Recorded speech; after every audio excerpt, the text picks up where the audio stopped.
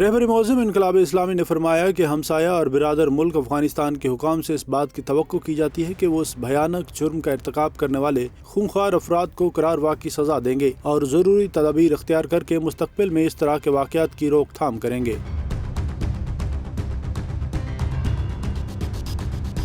دوسری جانب اسلامی جمہوریہ ایران کے صدر سید ابراہیم رئیسی نے کہا کہ اس میں کوئی شک نہیں کہ تکفیری دہشت گرد گروہ داعش کی نشو و نما امریکی تعاون اور منصوبوں کے تحت انجام پائی۔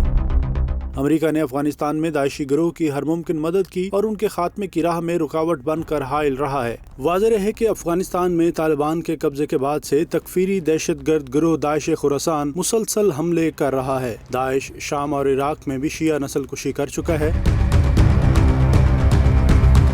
لیکن وہاں سے شکست کھانے کے بعد اب افغانستان میں امریکی پشت پناہی میں سرگرم عمل ہے۔ متعدد غیر ملکی صحافیوں نے بھی اس بات کا خدشہ ظاہر کیا کہ عراق اور شام کی طرح افغانستان میں بھی امریکہ دہشت گرد گروہ داعش کو مدد فراہم کر رہا ہے۔